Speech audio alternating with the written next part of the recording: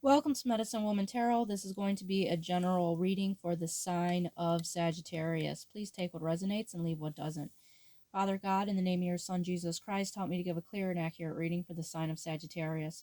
If you'd like to make any donations towards my channel, you can find the link in the description section. Just as a side note, with any donation you give, if you choose to, you could ask me a question in the comment section, and I will make a tarot video for you answering that question. I want to apologize for any in advance for any background noise you may hear due to the dog snoring, and if my voice chokes up, I am getting over a cold still, so bear with me with that. I scurried the crystal ball for you today, and the image that appeared within the crystal ball for you was very interesting. Lots of symbolism came out, so we're going to start off with the first image that I saw. The first image that appeared within the crystal ball was a horse, and it looked like he was trying to like leap over a fence, but it was very fuzzy and hard to make out, the image clearly. But then the image changed again, and it was a horse, but it had like a dead horse, if that makes sense. Like it was a skeleton like horse, and that symbolizes like death and an ending. And the image after that, this like horse changed into being like a dragon. So there is going to be an ending of this individual. If this demonic person wants to cause like an ending with your life, within your life, it's going to, go back on them. There's going to be an ending to the evil that they're trying to do to you. So this dragon was there, and a lion appeared as well, and it was at like the foot of the dragon, and the dragon was much bigger than the lion. And the lion was just standing there very content. And what's interesting, because you have the lion that appeared in the crystal, and one of your cards that came out, the last card that came out for you, was the Sun card. And the Sun card represents the zodiac sign of Leo. And Leo, in this respect, with the Sun card, is representing happiness and joy. So we're going to look at the lion in the crystal ball as reference to your happiness. So this dragon wants to devour your happiness. This demonic energy, this person or entity, wants to destroy your happiness. And this dragon was like growling and snarling at this lion, making this like really vicious face at the lion. But the lion had its back to the dragon and was staring very calmly, straight ahead with this very peaceful look and like not paying it attention. So that could represent that you're not paying attention to this individual. You're minding your own business, you're enjoying your life. But the dragon was getting upset because the lion was not paying attention to it. Because what does evil always want? It wants some form of attention to feed its energy.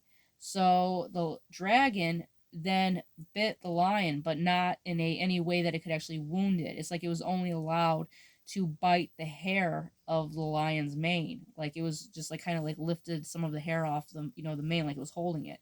It didn't rip it off, but it was just had its mouth on his mane. And then the lion still looked peaceful and not bothered by it. And then the image changed where there was a woman standing beside the lion, and she was dressed in this like this fancy wealthy person's dress. It was kind of like from the, I could be wrong on the era it's from, but it's like the 1920s. It's like a form-fitting dress, and she had like this large hat on, and she was holding a shepherd's pole, and it's like she was holding it in the air like she chased this dragon away. So I feel like this privileged woman, this because that's what she reminded me of, like the privileged lady in the tarot cards, or the Queen of Coins, I should say. So that's kind of the energy she was giving me, and I feel like she is representing you, that you are protecting your happiness and your joy, from this demonic energy. And I feel like Jesus is giving you the strength to do this, where you are protecting what God has blessed you with. And she was standing there, holding in the air, very happy, the shepherd's pole. And this is like also associated with the sheep, protecting the sheep. I feel like you stick up for people that are being unkindly treated, and kind of like that good night energy. And then the image behind her, there was a teepee. So that could symbolize like traveling and moving. So perhaps you are relocating. So take that how it resonates. So let's get into your reading. The first card to come out for you was the Eight of Coins. So you can interpret this message in two ways. With the Eight of Coins, you could be working towards something right now, putting in your blood, sweat, and tears. At the same time, for how the cards flipped out, this could be your enemy that's, very diligently trying to cause you this Ten of Wands energy of trying to cause you burdens, trying to cause you stress. And the next card out was the Knave of Swords. This card came out in Aries reading as well. This reading is actually very similar to the one Aries got today. So with the Knave of Swords, this person is spying on you, like the dragon was spying on the lion. This person is wishing you ill will, gossiping, slander, trying to get all forms of trying to do all forms of agitation on you, trying to cause you agitation so that they can get off on it. They're very low vibrational demonic energy. The next card out is the Sun card. So like with Leo, the lion, this is, your energy of happiness, joy, and abundance. This is love on a pure soulmate energy. And I feel like, they're not going to be able to interrupt your joy. The Knave of Swords is facing these burdens here, and he's just focusing, he or she, whoever this person is trying to focus on tormenting you, but you're still in the Sun card energy. God is not allowing that to intervene with your happiness.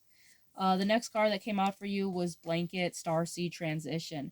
So with this card coming out, this is letting you know that, if you ever have gone through a difficult time because of this person, where they caused you stress, it's letting you know that the Creator continues to hold, continues to hold a vision of the most aligned path for you. This card carries the medicine of the morning star, the most illuminated star in the east that shines before the dawn. You are reminded to stay aligned with the hope through your current transition that the light will always return. So no matter what stress this person tries to cause you, God, Jesus, they're going to pull you through this situation.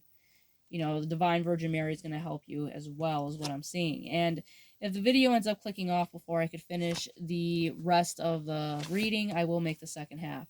The next card that came out for you was the Red Root Shadow Side. So the Red Root Shadow Side symbolizes your North Node and your South Node. So it's letting you know that you could be very much connected, to the zodiac signs and the transitions, that go on when the changing of the seasons. You could feel it within you, because we all have that stardust in us. It's letting you know here that, study your North and South Node. The signs and house with which your South Node falls are places to look for, such tendencies, which is like, things that we could self-sabotage ourselves with. On the opposite side of your chart is the North Node, which holds your life direction and soul's purpose. We carry gifts and talents from the South Node, and we can use the access to our North Node. And it's letting you know that it'll help you uncover like secret abilities. Medicinally, it can be made into a New Jersey tea, and it can help with enlarged spleen, as well. So it has lots